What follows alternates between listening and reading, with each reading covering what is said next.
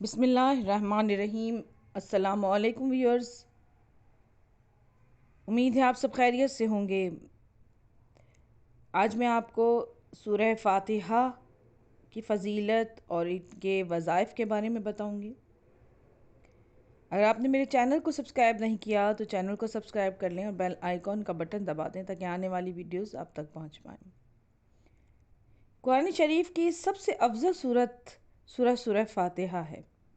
اس کے فضائل اور برکات کا کوئی شمار نہیں ہے، اس لیے سورہ مبارکہ کے کئی نام ہیں، جن میں ایک نام سورہ شافیہ بھی ہے، یعنی شفا دینے والی سورت۔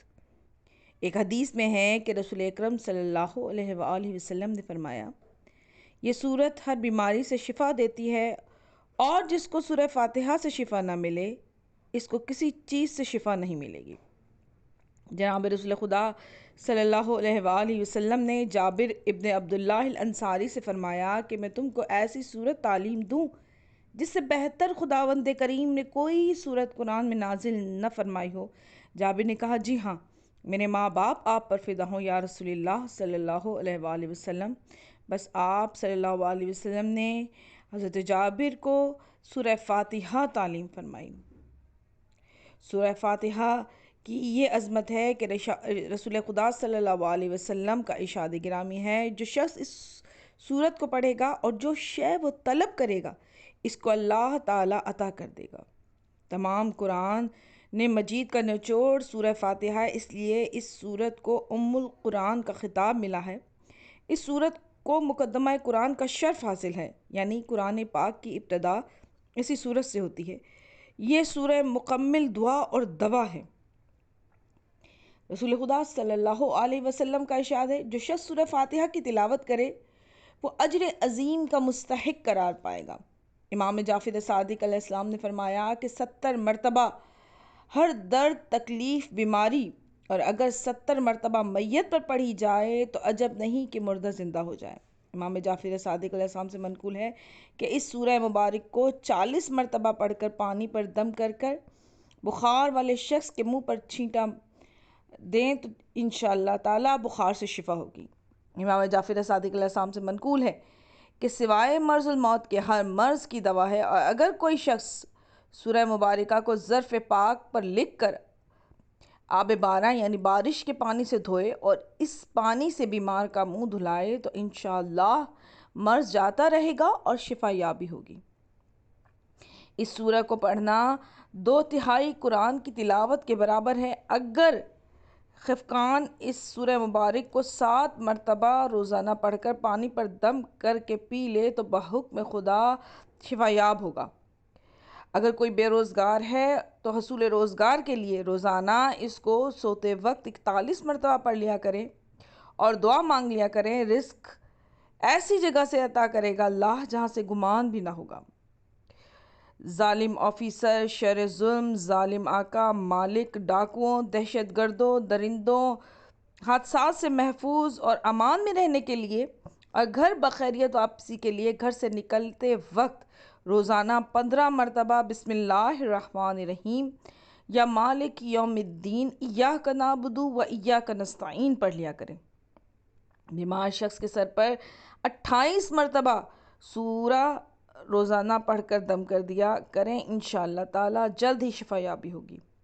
کاروبار یا ملازمت کے لیے روزانہ نماز فجر کے بعد 13 مرتبہ سورہ فاتحہ اول و آخر 1 مرتبہ درود کے ساتھ پڑھ کر دعا مانگ لیا کریں، انشاءاللہ جلد ہی کامیابی ہوگی۔ ہر فریضہ نماز کے بعد روزانہ 21 مرتبہ پڑھتے رہنے سے ہر مشکل آسان ہوگی اور بے شمار فوائد حاصل ہوں گے، اور جو دعا مانگیں گے دعا قبول ہو جائے گی۔